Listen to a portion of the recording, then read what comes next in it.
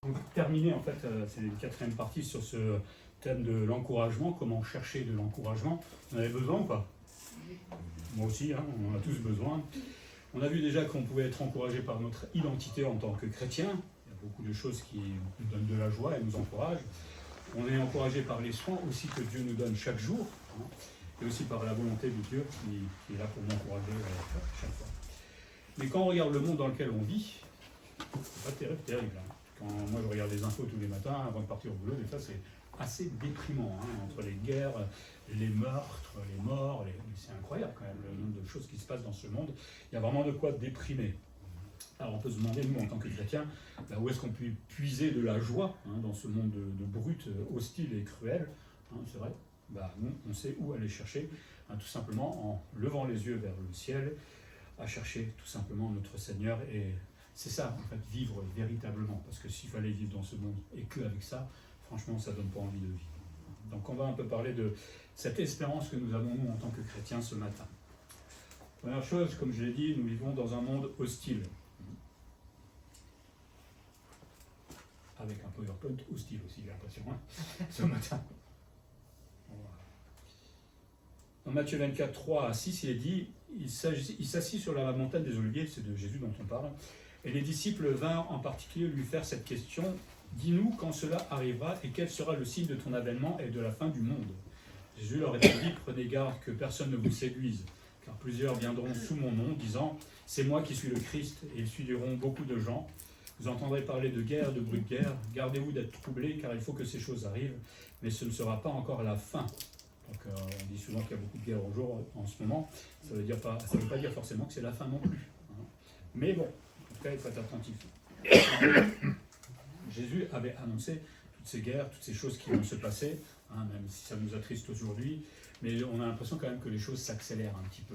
La guerre, il y en a toujours eu sur la Terre, mais là, ça devient de plus en plus compliqué. Hein, entre la Corée du Nord, là, vous avez vu un peu ce qui se passait la semaine, hein, et lui, il commence à me faire peur. Mais bon, la Bible nous parle aussi de tremblements de terre, d'attentats, de meurtres, bref, tout ça, on le vit au quotidien. Et quand on regarde vraiment, moi je trouve que le monde devient de plus en plus sombre, de plus en plus triste. Hein, et pourtant, les gens continuent à s'amuser, mais quand on regarde vraiment l'information, c'est terrible. Normal, puisque l'homme rejette tout simplement son créateur, et donc ils sont entre eux, hein, et fabriquent leur propre monde à partir du péché. Alors quand on essaie de faire quelque chose avec le péché et d'essayer de faire quelque chose de bien, c'est jamais bien de toute façon. Hein.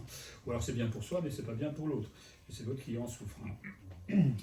Mais le chrétien, normalement, ne s'étonne pas de ces événements. Alors même si ça nous surprend des fois de voir l'horreur que l'homme peut faire, mais bon, on ne devrait pas être surpris, parce que Dieu nous avait prévenu de tout cela. Hein. Quand on lit la Bible sérieusement, on sait qu'il y a plein de choses terribles qui vont arriver dans ce monde.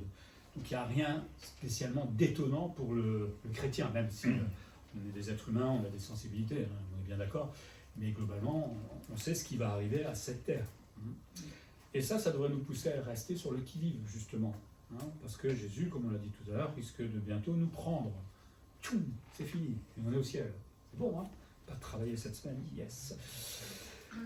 Bon, je vais arrêter de rêver. Hein. Il y a donc une espèce de paradoxe chez le chrétien, parce que plus le monde s'enfonce dans les ténèbres, et plus le chrétien se réjouit, parce qu'il sait que le Seigneur est à la porte. Hein. Un peu paradoxal, si c'est un paradoxe, hein, mais on ne se réjouit pas évidemment que le monde tombe dans les ténèbres, mais on sait que plus il y va, plus le Seigneur est proche, et ça me réjouit. Donc là, aujourd'hui, on en est quand même pas loin, on a l'impression. Il s'agit donc aussi, en tant que chrétien, d'être attentif un peu à l'accomplissement de ces prophéties bibliques. Je pense qu'un chrétien doit être informé. Alors, passez pas votre journée sur les réseaux, machin, ou sur CNews, ou je sais pas quoi, mais on doit être quand même un peu au courant de ce qui se passe dans le monde, parce que sinon, on ne verra pas, par exemple, les prophéties s'accomplir. Hein, ou, on voit des choses qui se dessinent, comme l'Europe, c'est quelque chose qui a été prévu dans la Bible, hein, dans Daniel, etc., qui est là maintenant, aujourd'hui. Alors, on pensait que ça s'arrêterait à 10, on est beaucoup plus nombreux. On va revenir à 10 avant que l'Antichrist arrive, je ne sais pas. Mais en tout cas, il y a beaucoup de choses qui sont là, qu'on voit, qu'on peut toucher d'une certaine manière. Hein. On doit être proche des événements. Alors, pour moi, en tant que pasteur, c'est évidemment important que si j'entends aux infos qu'à partir de lundi, on n'aura plus le droit d'aller dans les églises, il faut que je prépare. Comment on va faire? Et c'est valable pour chacun, évidemment, hein, d'entre nous. il faut qu'on soit un petit peu au courant.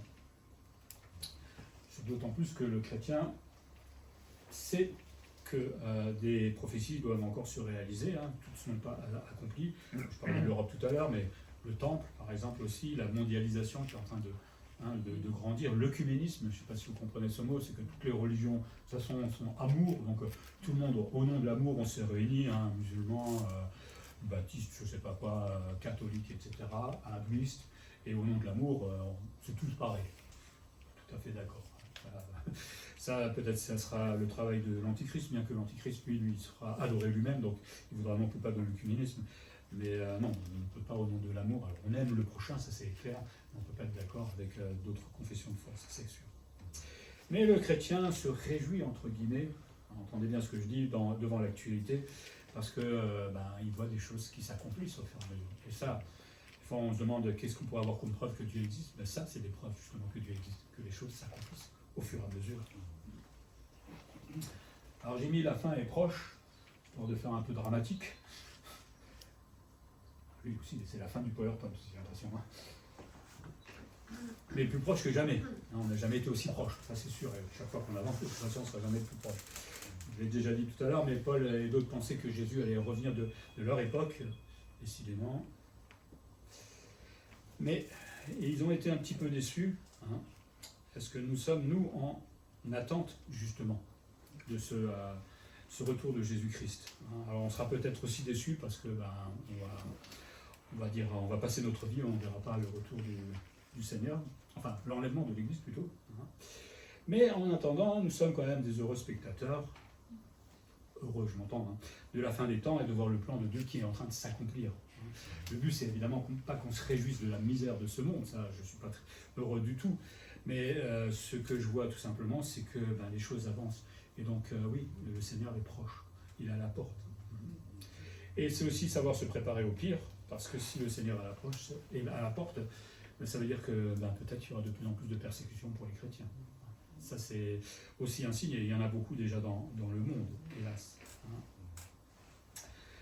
Mais en fait, la fin, pour le monde, quelque part, pour nous, c'est en fait le commencement. C'est ça, l'autre paradoxe. Si les choses prennent fin sur ce monde, pour nous, elle commence. C'est là aussi ça nous réjouit et ça nous encourage. La fin des temps réjouit le chrétien, pas pour ce qui va arriver, mais parce que justement, on sait que Christ est à la porte et sa justice avec lui, et qu'enfin, on va voir sur ce monde une justice pendant le millénium, quand Jésus va régner, mais ça va être quelque chose d'autre, complètement différent. C'est presque j'aurais envie d'avoir des problèmes avec mon voisin parce que je sais que Dieu va être juste dans mes affaires, mais non, on ne va pas souhaiter ça, évidemment. Mais bientôt aussi, nous, on verra Jésus face à face.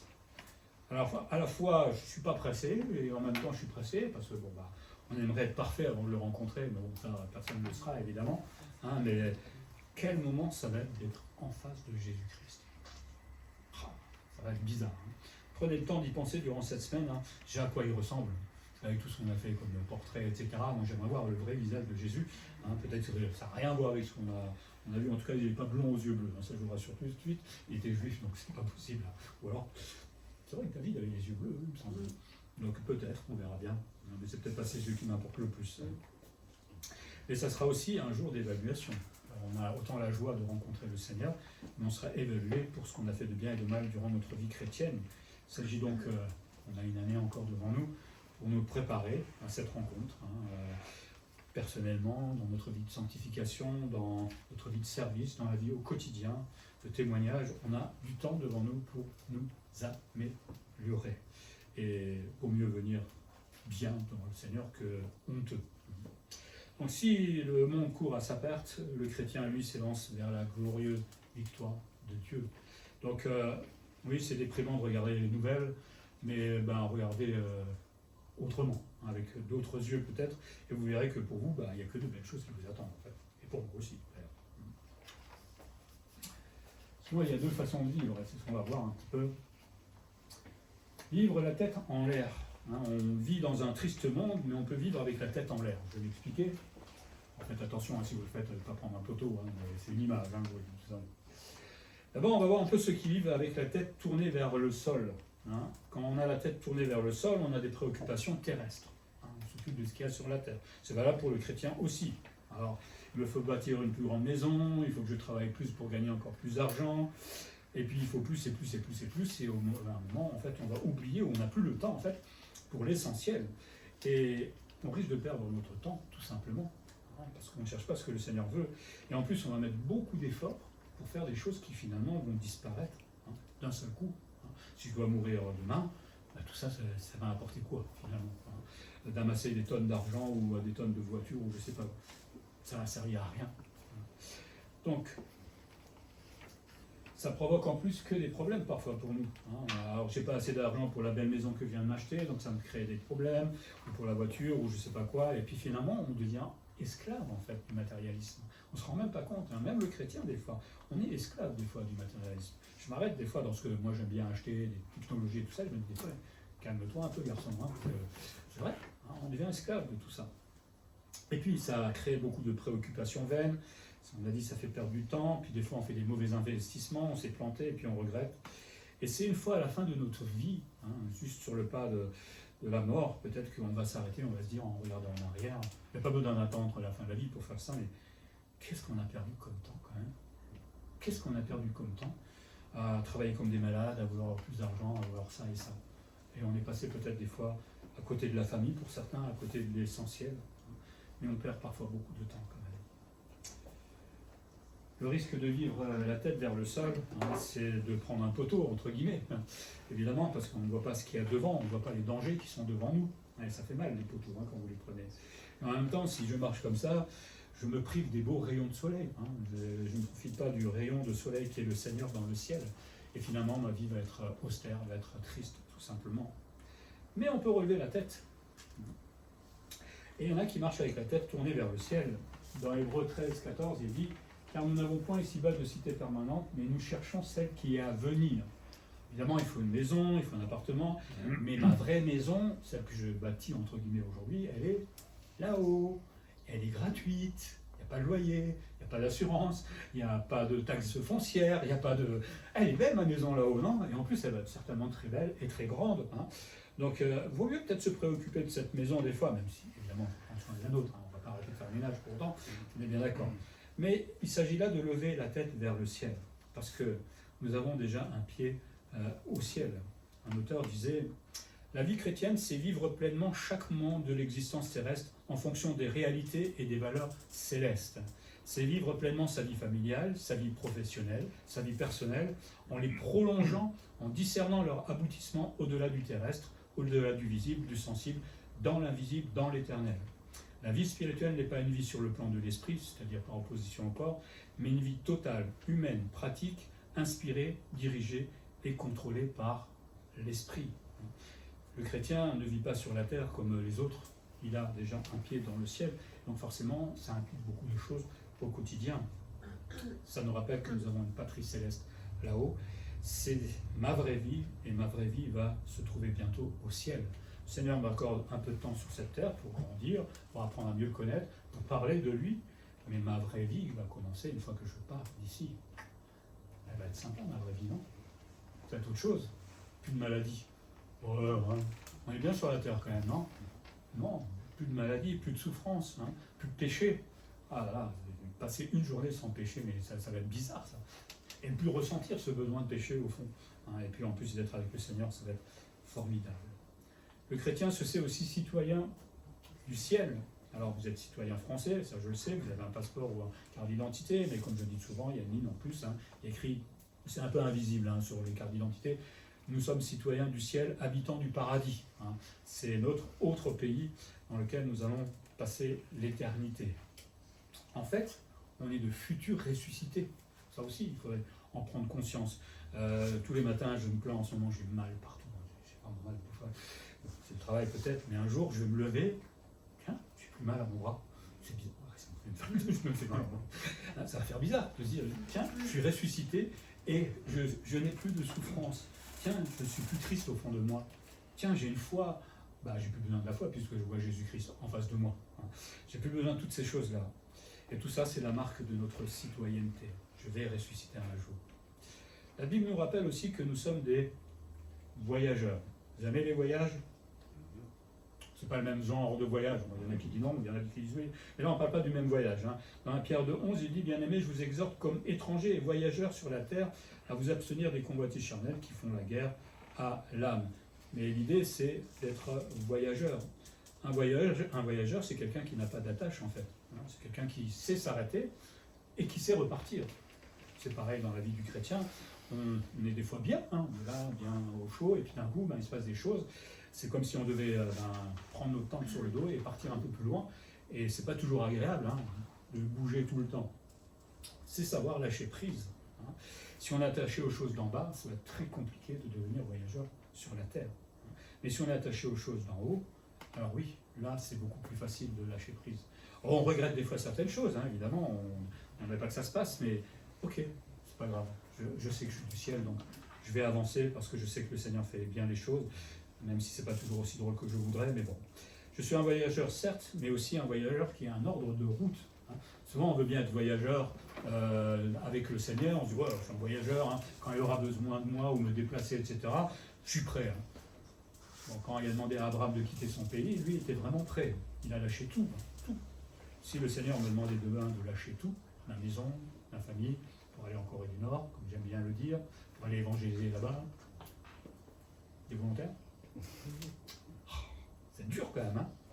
De toute façon, vous ne pourrez pas rentrer comme ça déjà dedans, hein, en Corée du Nord.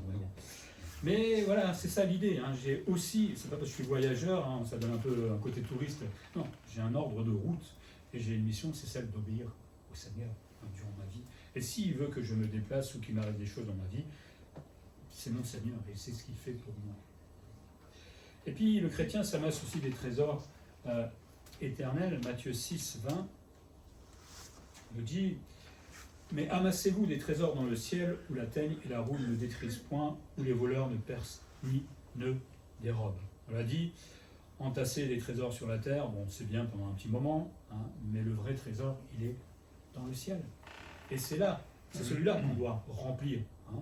On a des biens terrestres qui sont passagers, c'est bien d'en profiter, hein. Moi j'aime ce que j'ai, et je remercie le Seigneur pour le confort que je peux avoir, hein. Voilà. J'en veux pas forcément plus que ça, mais je ne veux pas m'y attacher en fait, hein, parce que je sais que demain, il peut y avoir, comme ça arrive, des inondations, des tremblements de terre, on peut tout perdre d'un seul coup, et si je ne suis pas prêt à accepter cet état ou ce fait-là, même si là je parle, c'est pas pour ça que je vais attirer hein, si ça arrive demain, hein, mais il faut quand même que je m'y prépare et que je le mette dans la balance. Hein, parce que tout n'est pas gagné, hein, le reste de ma vie, c'est pas gagné. Je ne sais pas ce qui va m'arriver dans la semaine. Donc ne nous attachons pas à ce qui nous fait perdre du temps. Hein. Il vaut mieux investir dans du solide. Si vous investissez dans l'église, dans le service, dans la prière, dans l'apprentissage de la parole de Dieu, vous ne serez jamais déçu. Jamais, en fait. Parce que c'est toujours bénéfique pour vous. Hein. Et vous ne le perdrez jamais. Ça, c'est sûr aussi. Hein. Et comme la Bible dit, nous avons un trésor incorruptible. Donc on ne peut pas casser ce trésor. Ce que j'acquiers avec le Seigneur, personne ne peut me l'enlever. Ni le temps, ni le diable, ni quoi que ce soit. Et c'est ça qui est le plus important. Hein. Un trésor incorruptible et de gloire. Nous sommes glorieux quelque part. La classe, non? Vous n'avez pas l'air d'y croire trop, là, on n'est rien. Et pourtant, bon, je ne suis pas à frimer, hein, on s'entend, mais glorieux par le Christ. Hein. On se voit au travers de lui. Et ça fait beaucoup de bien, ça nous donne de l'espérance. Hein. Donc on a un court passage dans ce triste monde, c'est vrai, mais nous avons aussi au ciel un avenir merveilleux et paradisiaque. Et là, on peut employer le mot paradisiaque. Hein. Et ça donne du baume au cœur. Mais en attendant, il va falloir vivre sur notre chère planète, hein, avant de la quitter. Je ne suis pas pressé de la quitter, j'aimerais que personne ne la quitte pour l'instant, mais nous avons des choses à faire. Philippiens 2,15 nous dit « Afin que vous soyez irréprochables et purs, des enfants de Dieu, irréprochables au milieu d'une génération perverse et corrompue, parmi laquelle vous brillez comme des flambeaux dans le monde. » Il s'agit de briller individuellement d'abord, parce que le Seigneur nous appelle à témoigner, à être un exemple, hein, à l'imiter tout simplement là où nous sommes, hein, pas que le dimanche matin à l'église, hein, au travail, et décidément, c'est pas vrai, ils vont arrêter de m'appeler. Putain, je vais éteindre tout le show. Donc briller individuellement là où le Seigneur nous a placés, hein, lui ressembler par notre amour, par notre patience, afin qu'on voit la différence avec les autres. Hein. Être une lumière dans un monde ténébreux, pas évident de briller, parce qu'il y a beaucoup de ténèbres aujourd'hui, une petite flamèche dans beaucoup de ténèbres.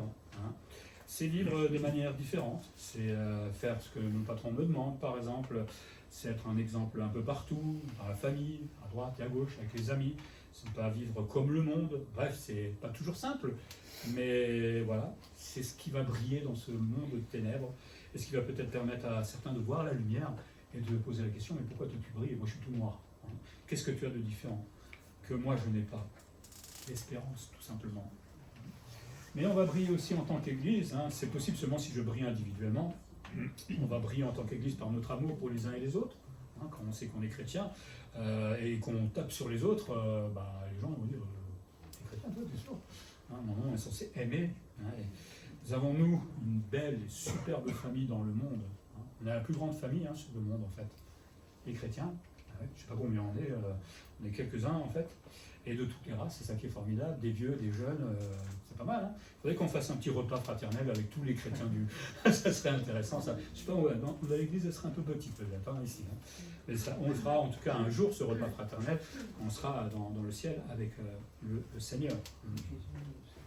Et cette église-là se démontre aussi, ou se démarque du monde par l'aide qu'elle peut apporter, le soutien. Si on apporte notre aide au monde, des fois ils se disent, tiens, il y a quelque chose on ne connaît pas d'habitude, et peut-être qu'on pourra aider quelqu'un, soutenir quelqu'un sur notre route, je ne sais pas. Nous sommes aussi appelés à garder le bon dépôt, de Timothée 1,13. Retiens dans la foi et dans la charité qui est, en Jésus-Christ, le modèle des saines paroles que tu as reçues de moi. Garde le bon dépôt par le Saint-Esprit qui habite en nous. Hop. Nous sommes appelés à garder le bon dépôt. Qu'est-ce que c'est que le bon dépôt? C'est tout simplement la doctrine. C'est défendre et protéger notre doctrine, qui aujourd'hui est malmenée comme jamais, en fait, et qui va être de plus en plus malmenée. Quand on parle de chrétiens aujourd'hui, il faut vraiment aller poser beaucoup de questions avant de savoir si c'est vraiment un chrétien. Déjà, demander s'il est né de nouveau, parce que pour certains, il suffit de croire et on est converti, mais il faut être né de nouveau. Et puis aller voir la doctrine qu'ils sont en train de prêcher. Le problème, c'est qu'aujourd'hui, on ne veut plus des églises de doctrine, on veut des églises de sentiments, d'émotions, de tout va bien, et puis Dieu vous promet que vous serez riches, etc. C'est pas tout à fait ce que j'ai lu dans la Bible. Enfin, je sais pas, vous avez lu la Bible comme moi, je crois. C'est pas écrit comme cela. Le Seigneur se plaît à bénir, mais il n'a pas promis que bénédiction égale richesse. Une bénédiction, c'est d'être en santé. Une bénédiction, c'est de passer par les épreuves pour grandir dans la foi. Ici, il y a des bestioles bizarres. Donc la doctrine, c'est quelque chose qui est important et qui doit être conservé. Si je n'ai pas de conviction en tant que chrétien, je ne pourrai pas vivre une vie chrétienne correcte. Je vais être emporté tout le temps à tout vent de doctrine et en fait je ne saurai jamais ce que Dieu veut. Il ne s'agit pas de devenir théologien, on est bien d'accord aussi. On n'a pas besoin d'être un pasteur ou quoi que ce soit pour connaître déjà une bonne part de doctrine dans la Bible, savoir quoi faire dans telle situation, savoir qui est Dieu, comment il est, ce qu'il attend, etc. Si je lis ma Bible régulièrement, si j'ai une relation avec l'Église régulière, normalement ça se fait tranquillement, tout cela. Comment garder ce bon dépôt? Ça, c'est la question que Timothée aurait pu poser à Paul. Alors, c'est déjà le connaître. Je ne peux pas défendre, garder quelque chose que je ne connais pas moi-même. Donc il faut que j'apprenne à la connaître. Donc c'est apprendre à mieux connaître sa Bible et aussi à l'appliquer. Une chose de connaître, c'est une chose de la vivre au quotidien et la pratiquer. Et une fois que j'ai appris cette Bible, je peux la transmettre. C'est formidable quand on est en train de témoigner qu'on arrive à se souvenir de Jean 3,16 ou de Romains 3,23 ou de certains versets qu'on peut mettre là juste en avant parce que c'est à propos et parce que c'est la parole qui touche le cœur. Alors si vous savez, moi j'ai pas de grande mémoire, vous ouvrez votre Bible et vous allez mettre des repères pour pouvoir retrouver ces versets. Mais plus je la connais, mieux je pourrai la transmettre. Mais c'est aussi la transmettre à la génération dans l'Église qui est là. Qu'est-ce qu'on peut dire à nos enfants de la Bible? Parce qu'elles veulent peut-être apprendre, même beaucoup plus apprendre que les parents parfois. Mais si nous ne savons rien, ou qu'à moitié, ou qu'un petit peu, la génération suivante va ressembler à cela. Ils connaîtront que la moitié ou pas grand-chose. Et finalement, ils vont essayer de bâtir une église avec le peu qu'ils ont. Bon, après, ils sont responsables aussi de lire la Bible, évidemment, devant le Seigneur. Mais vous comprenez l'idée. Et puis, qu'est-ce qu'on peut bien faire en attendant que le Seigneur revienne? partager notre espérance, tout simplement, hein, par notre témoignage personnel. Dieu nous a placés à un endroit, que ce soit dans une famille, que ce soit au travail, que ce soit avec des amis, avec des voisins. Toutes ces personnes sont en fait notre champ de travail. Je ne vais pas aller sur le champ de quelqu'un d'autre pour me dire ça a l'air mieux là-bas, hein. Ça a l'air plus facile d'aller évangéliser là-bas. Pas forcément. Hein. Non, le Seigneur a fait un champ autour de moi et c'est là où je dois témoigner tout simplement du Seigneur Jésus-Christ, de la grâce, de la bonne nouvelle, hein, qu'il veut leur accorder aussi. Hein. Il y a encore des élus à appeler. Hein. C'est pas terminé, parce que sinon le Seigneur serait venu. Donc ça veut dire qu'il y a encore des gens dans le monde qui vont se convertir. C'est génial, hein. Qui sait si dans nos familles, ça vous réjouit pas? Ce serait bien, hein. J'aimerais bien que ma soeur, par exemple, se convertisse un jour. Beaucoup de fois qu'on en a parlé, bon, pour l'instant, elle a fait son petit chemin, mais le jour où elle dira oui, ça sera ma plus grande joie, de pouvoir parler enfin des mêmes choses. Hein.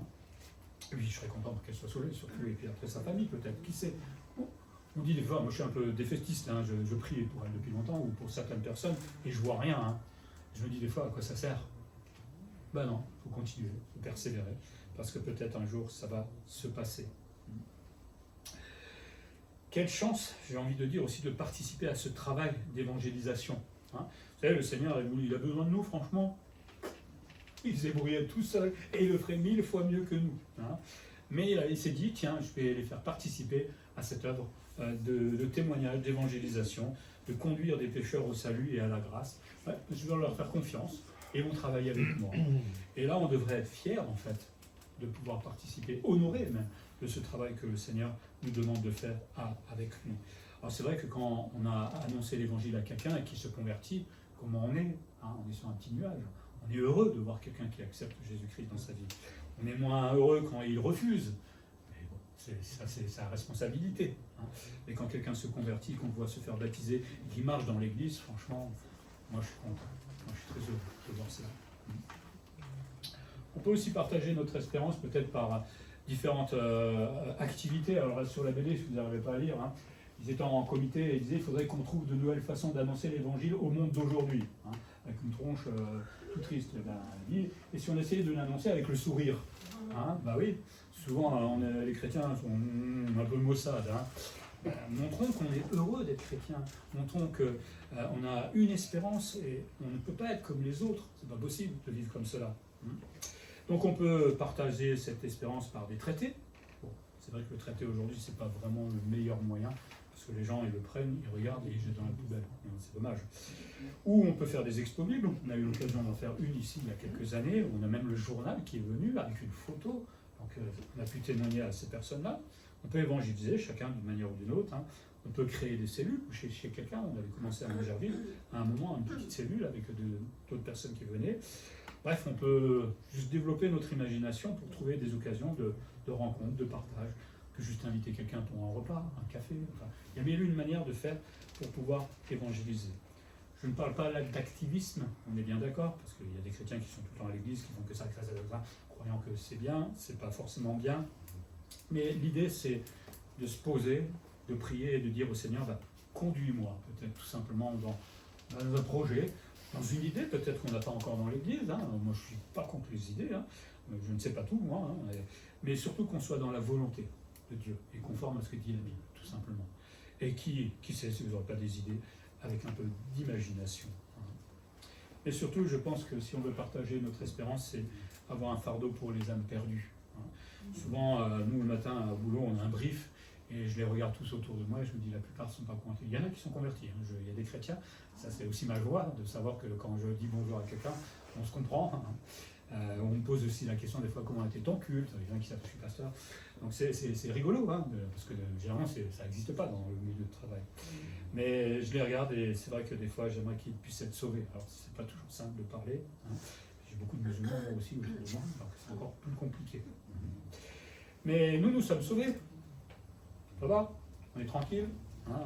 La vie est belle, mais beaucoup d'autres ne le sont pas encore. Alors il ne s'agit pas de s'attrister à cause de leur volonté de refuser le salut. Je ne vais pas m'attrister pour ça. Je suis déçu, ça c'est clair, mais je ne vais pas me rendre malade pour ça. Mais je veux quand même avoir un cœur pour les autres, hein, un peu de compassion pour les autres, parce que beaucoup n'ont jamais entendu parler de l'Évangile. Ils n'ont pas eu une famille chrétienne peut-être, ou parce qu'ils viennent de pays, ou parce qu'ils sont dans une autre religion, ils ont droit à un peu de compassion de notre part. À nous donc de prier, d'agir aussi, et d'aimer le prochain comme il est, comme Dieu a agi autrefois vis-à-vis de nous. Parce que peut-être les personnes qui sont venues vers moi pour parler de l'évangile, ils auraient dit, oh ben non, Emmanuel, hein, le gothique, là, qu'est-ce qu'il mérite qu'on parle de l'évangile? Ils l'ont quand même fait, bon, ils ont un peu tremblé, mais ils l'ont fait, et ça a tout changé dans ma vie. Hein, donc, des fois, on n'ose pas, et pourtant, ben, peut-être ça va être salutaire. Donc, Dieu est patient avec le monde, on l'a dit tout à l'heure, très patient avec le monde, il a été patient avec moi, il est encore avec le monde, et veut tout simplement que tous les hommes soient sauvés. Hein. Il voudrait que tous les hommes soient sauvés, évidemment ça ne se fera pas, mais il veut que tous soient sauvés au travers aussi de notre ministère, de notre participation, parce que nous avons un travail dans ce domaine-là. Donc on a du boulot, hein. Au lieu de se dire, ah c'est quand que le Seigneur revient, ben, en attendant, on a de quoi s'occuper. On va faire une conclusion finale de ces 4 petits points. Alors, l'encouragement vient, d'abord, je pense, d'un regard véritable sur la vie chrétienne. Si je ne sais pas ce que c'est vraiment être un chrétien, c'est normal que ma vie va être un peu compliquée. On a parlé de notre identité la dernière fois, on sait qui on est devant Dieu. Et ça me donne de la joie, ça m'encourage. Je suis enfant de Dieu, je me sais aimer de Dieu. C'est la chance que j'ai, non? Vous n'êtes pas fier d'être enfant de Dieu? D'être aimé de Dieu? Ouais, c'est extraordinaire. Je sais que je peux avoir une relation avec le Seigneur aussi. Alors elle a assez haut, elle a assez bas, cette relation, évidemment. Et en même temps, je sais que dans cette relation, le Seigneur va pourvoir à tous mes besoins. Ou pas. Il sait pourquoi il le fait. Mais il est là. L'essentiel, c'est que je sache qu'il est juste à côté de moi. Et en même temps, il nous donne de l'espoir dans ce monde qui n'en a absolument, plus du tout d'espoir. Donc, on peut s'épanouir en Christ. Pas en nous-mêmes, parce que si on commence à essayer de le faire avec nos propres forces, on n'y arrivera pas. Mais pour s'épanouir en Christ, ce n'est pas dans le confort ou le matérialisme. Merci Seigneur pour le pain quotidien que tu nous donnes. Merci pour le vêtement. Mais merci de nous aider aussi à comprendre qu'on ne doit pas être attaché aux choses du monde, mais plutôt à essayer de développer notre vie spirituelle, qui est beaucoup plus importante que les choses du monde. Et donc forcément, je serai plus encouragé. L'encouragement vient aussi de savoir vivre contemplatif. Il ne s'agit pas d'être... on est bien d'accord, on s'entend, mais de temps en temps prendre un temps pour réfléchir devant la grâce qui nous est faite. La grâce qui nous est faite. On sait ce que c'est que la grâce, on en parle à l'église souvent, mais de temps en temps s'arrêter de se dire mais je n'irai pas en enfer. Je ne serai pas éloigné de Dieu pour l'éternité. Aujourd'hui ma vie a complètement changé. Le Seigneur a pardonné tous mes péchés et me pardonne encore tous les jours. Je ne mérite pas la colère de Dieu, etc., etc. Et là, on peut passer quelques minutes à réfléchir sur l'état dans lequel je suis aujourd'hui, mais c'est extraordinaire. Non? Youpi! Amen, Amen, voilà. Face à l'amour d'un Père qui nous a sauvés et qui nous enrichit de ses grâces. Et c'est pas fini, et c'est ça qui est formidable, c'est que oui, on est sauvés, oui, on est transformés, on est pardonnés, mais il y a tellement de belles choses qui nous attendent en plus après, mais ça a un boost, le chrétien, normalement. Seulement, il faut y penser. Ah, mon boulot demain, mon patron qui va me... Oh là là, ça va être compliqué. Et puis ma voiture qui en prend. Et puis si. Oui, ben, c'est la réalité. Mais on peut aussi penser à des choses belles, comme cela. On peut contempler notre héritage.